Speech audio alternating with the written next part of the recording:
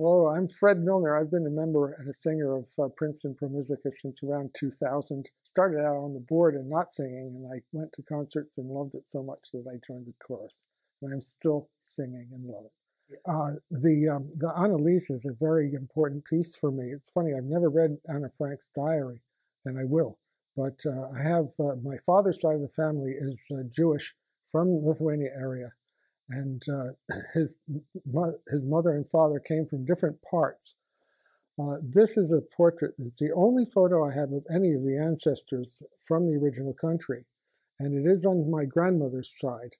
The central person, the old lady in the middle, is named Ida, and her maiden name Kamenetsky, last name Vine. She was the wife of Yossel Vine, who was the brother of my great-grandfather Simon Vine, who was the one who came over from Lithuania. And he came over around 1890. Yossel died around 1917, so he's not in this photo. The other people in the photo are the children, Abram Aron Vine, or Avram Aria in Yiddish, and his wife Brayina. And and they stayed in Lida, which was originally Russia in the census, and then turned to Poland when this photo was taken, and is now in Belarus. And he was a merchant and well established in the area, and apparently didn't want to leave. So they stayed, and for the records we have is they were still there until 1935 at least. And there's a book called the Sefer Lida, which is the Book of Lida, which is made up of memories of the old town. And it lists the father and 5 children as victims of the Holocaust. And they're all named here. It's worth naming just for the purpose. They did have names. The eldest were in their Russian names Esfir and Lyubov. And the younger children, Malka, Mariasha, and Yosef. And the eldest, Esfir, in this photo is about 17 years old in 1927. She certainly could have had children by 1942. The records show that around when World War II started, there were about 8,500 Jews in Lida, and 200 survived. These did not survive. They were memorialized in the book, the Sefer Lida. And that's, I prize this photo. I don't know who gave it to me, but I'm really glad that I have it. And it's certainly worth, for me, I'll never let go of it. In the book, in the memorial books, there are 13 Milners from the area who are memorialized as dying in the Holocaust. No photos of them. That's why I prize this photo, for one thing. But I just don't want this to ever be forgotten. Thank you.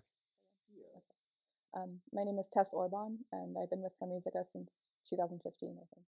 Performing this and learning it it's been really emotional for me. I'm a person of Romani descent, and, you know, the Holocaust is kind of obviously a big subject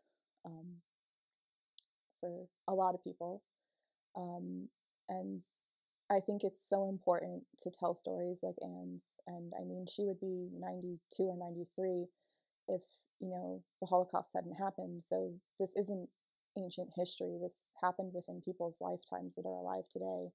And I think it's so important because there are still people that deny that this happened or deny that certain groups of people were targeted. And I just think it's so important to tell these stories because a lot of the sentiment behind these atrocities is still present today in many parts of the world. And it's so important to get these stories out there and to preserve them. And it's been an honor learning this, and it's going to be an honor to perform it and to tell Anne's story.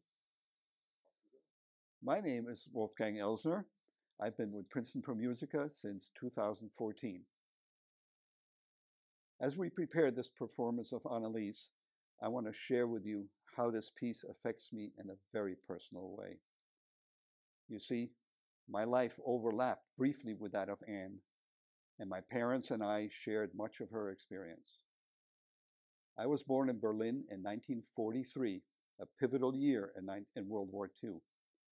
My father was Jewish and my mother Christian.